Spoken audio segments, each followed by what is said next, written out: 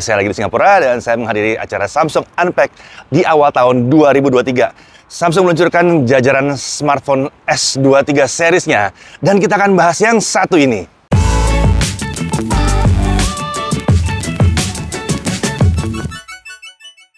Ini adalah Samsung Galaxy S23 dan S23 Plus. Kedua smartphone ini hadir bersamaan dengan Galaxy S23 Ultra. Kali ini kita akan bahas apa yang beda dari S23 dan S23 Plus ini dibandingkan pendahulunya, S22 dan S22 Plus. Kok nggak bahas yang Galaxy S23 Ultra? Itu udah ada loh videonya, udah tayang. Mungkin nggak tahu karena belum subscribe ya? Ayo tekan tombol subscribe-nya supaya nggak ketinggalan. Nah, balik lagi ke Samsung Galaxy S23 dan S23 Plus. Dari desain, ada hal yang membuat kedua smartphone ini akan terlihat beda dari pendahulunya. Ya, kedua smartphone ini tidak punya kamera bump atau area yang nonjol di sekitar kamera utama. Jadi, bodi belakangnya itu flat, mirip dengan S23 Ultra dan S22 Ultra. Tapi tentunya nggak cuma itu, ada banyak. Yuk, kita mulai pembahasan lengkapnya. Samsung Galaxy S23 dan S23 Plus. Kedua smartphone ini diposisikan sedikit di bawah Galaxy S23 Ultra, tapi tetap dengan spesifikasi tinggi kelas premium.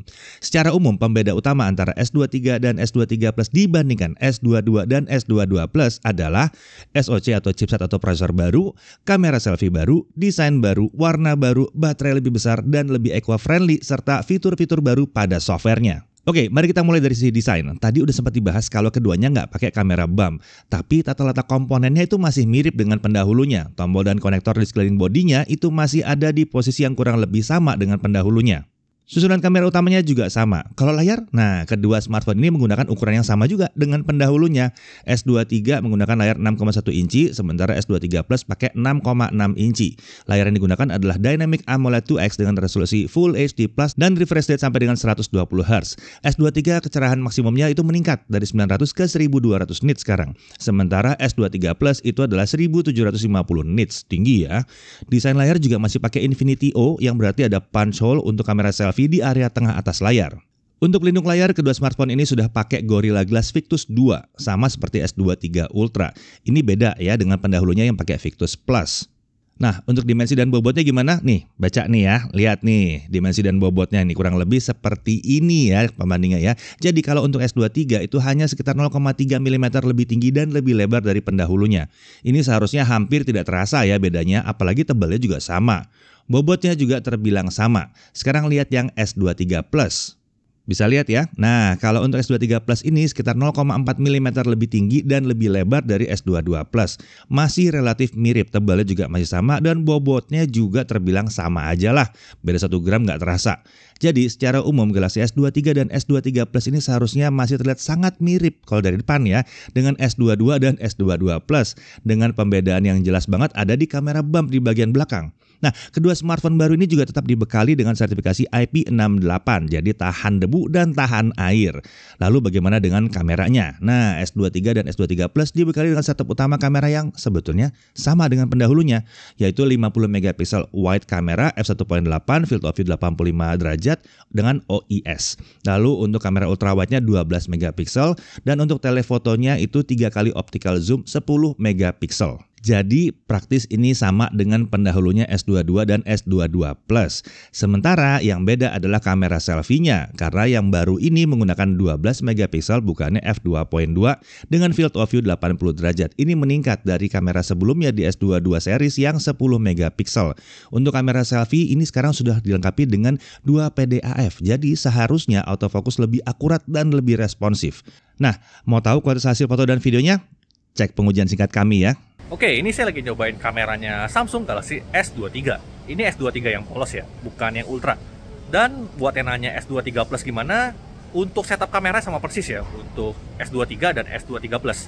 Yang beda itu S23 dengan S23 Ultra, itu beda. Jadi anggap saja untuk S23 ini juga mewakilkan yang S23 Plus ya, kurang lebih hasil kameranya. Dan yang lagi kalian lihat ini adalah hasil video selfie-nya, saya rekam di resolusi Full HD 30. Dan hasilnya kurang lebih seperti ini. Ya ini standar flagship Samsung lah ya. Cuman dia ada beberapa peningkatan dari segi kameranya. Dan juga dia sudah pakai 2 PD autofocus. Jadi dia autofocus itu lebih bagus dibanding generasi sebelumnya. Kalau dari yang saya coba sih, selain dia lebih responsif, intensitas blurnya juga lebih terasa ya di sini ya. Seperti kalian lihat, selfie autofocus seperti ini jarang loh dia punya. bahkan di kelas flagship sekalipun. Dan ini saya suka banget karena kalau kita lagi mau vlogging, mau nunjukin benda ke kamera, itu bisa nih kayak begini. Jadi benda yang kita tunjukin itu jelas jadinya. Kalau fix fokus dia nggak bakal bisa kayak tadi. Ini keren banget sih, nice. Untuk stabilizer ya standar flagship Samsung lah, walaupun ini varian paling terjangkaunya dari S23 series. Cuman stabilizernya tetap lengkap ya. Untuk yang di sini yang lagi saya pakai di S23 biasa. Mau resolusinya Full HD 30, Full HD 60, bahkan 4K 60, itu tuh videonya stabil. Jadi nggak usah pusing. Jadi nggak ada lagi tuh ceritanya misalnya di resolusi tertentu videonya nggak stabil. Oh, ini stabil semua.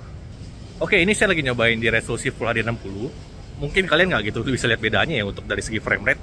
Cuman saya pengen kasih lihat kalau misalnya di Samsung flagship mau di frame rate 60 fps sekalipun, dia tetap punya dynamic range yang bagus. Jadi dia punya fitur auto HDR namanya. Dan ini untuk video ya. Jadi kalau ketemu pencahayaan sulit, misalnya belakangnya terang banget, dia tetap bisa ngimbangin hasil videonya tuh jadi bagus. Gelap terangnya seimbang. Biasanya kalau di flagship lain tuh 60 fps dia nggak bisa, tapi kalau di Samsung tetap bisa. Ini jarang ada yang bisa juga. Oke, ini saya lagi nyobain kamera utamanya si Samsung Galaxy S23. Di resolusi Full HD 30 dulu nih. Hasilnya seperti ini.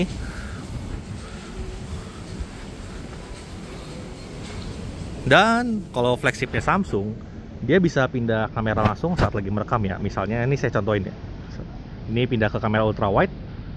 Ini ke kamera utamanya lagi. Dan ini ke kamera telenya yang 3 kali. Hasilnya seperti ini. Dan flagship Samsung itu adalah sampai sekarang ya smartphone Android yang transisi kameranya itu paling mulus. Belum ada yang ngalahin Samsung. Paling yang bisa bersaing itu paling iPhone doang. Dan warnanya juga cukup konsisten ya antar kameranya. Jadi saat kita pindah-pindah kamera seperti ini, warnanya itu nggak akan bergeser terlalu jauh. Nice. Dan juga sejauh yang saya lihat sih baru Samsung nih yang bisa nih. Kalau dari kamera utama seperti ini, kita juga bisa ke kamera selfie-nya. Ini langsung ya, tanpa diberhentiin dulu videonya. Oke, ini saya lagi nyobain kameranya S23 yang polos. Kamera utamanya di video resolusi 8K 30 fps. Hasilnya seperti ini. Kalau saya lihat dari layar aja sih ini hasilnya udah stabil banget ya. Ini 8K loh. Luar biasa.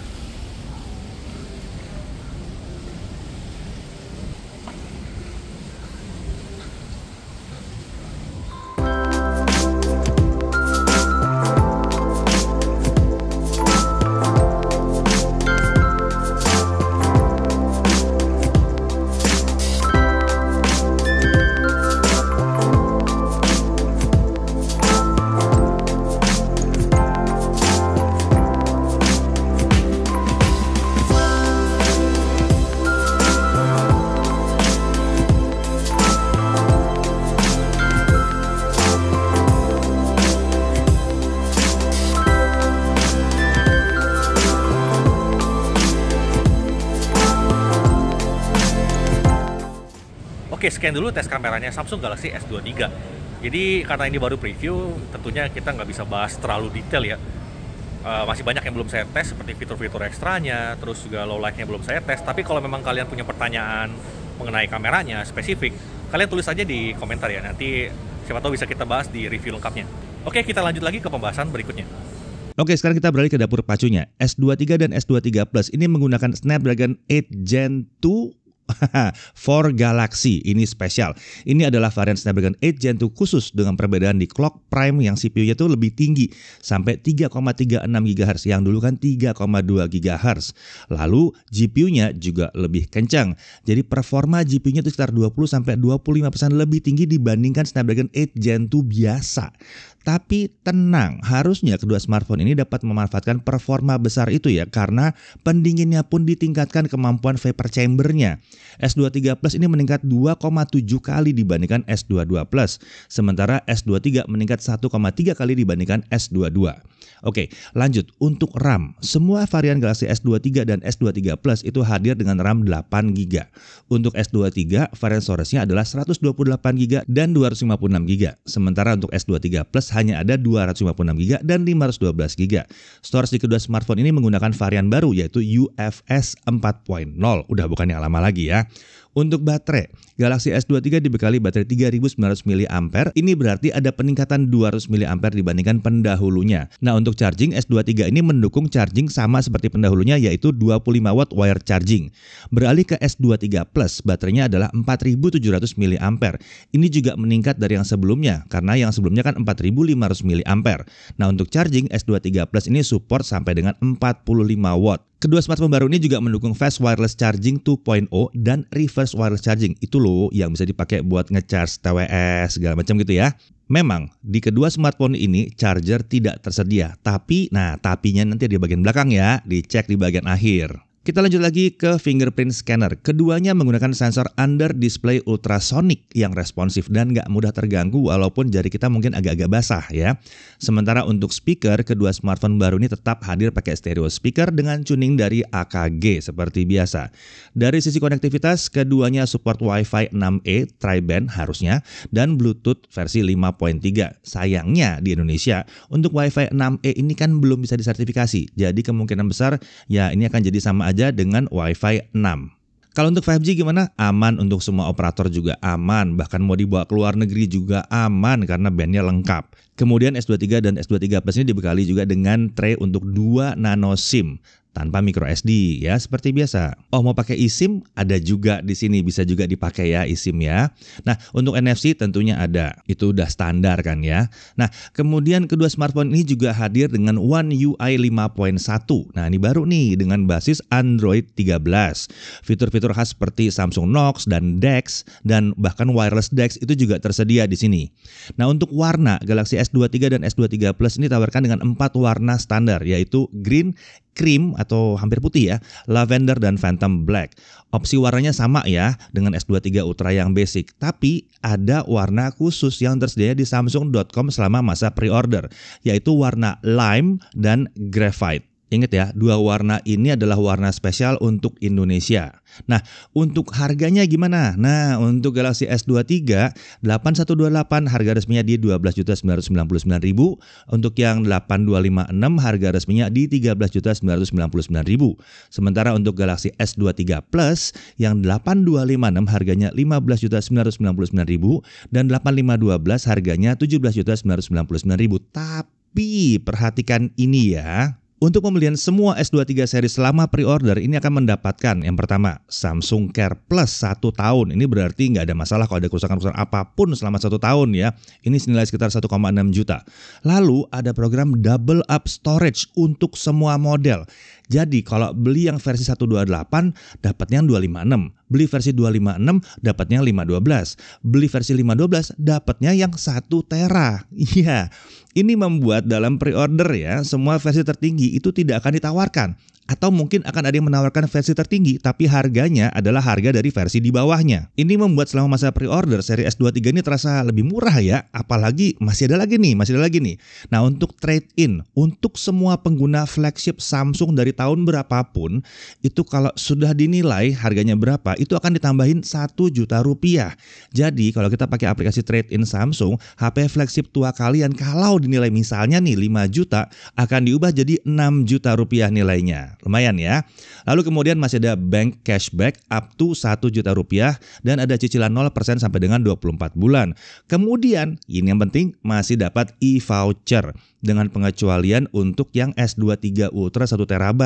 Ini nggak dapat e-voucher ya, karena ya kan kita kayak beli versi 512 dapat 1 TB, itu selisih harganya udah jauh banget. Untuk S23 Ultra yang lain akan dapat e-voucher 1,5 juta, lalu untuk S23 dan S23 Plus akan dapat e-voucher 1 juta. Nah, e-voucher ini bisa digunakan untuk beli charger, casing, dan aksesoris dan yang lain-lain. Bisa dipakai buat beli itu. Jadi sebenarnya nggak terlalu masalah kalau dalam paket penjualannya nggak ada chargernya ya. Kita tetap bisa beli charger pakai e-voucher ini. Masa pre-order ini berlaku dari 2 Februari jam 1.00 WIB sampai dengan tanggal 23 Februari. Nah, ini perhatikan, ada 2 batch. Kalau kalian pre-order dari tanggal 2 sampai 9 Februari, itu akan dikirim mulai tanggal 15 Februari loh barangnya. Lalu kalau kalian pre-order antara tanggal 10 sampai 23 Februari, itu akan dikirim tanggal 24 Februari. Ya, jadi kurang lebih begitu ya, si Samsung Galaxy S23 dan S23 Plus. Menurut kalian, apa yang menarik dari kedua smartphone ini? Tulis di kolom komentar ya. pengen tahu banget nih kita nih. Oke, kalau bicara soal full review nanti tentunya akan ada, tapi bukan sekarang. Sabar, kita nunggu barang resminya datang ke Indonesia dulu. Sampai sini dulu, sampai jumpa lagi. Saya Deddy Irfan, Jaga TV TV.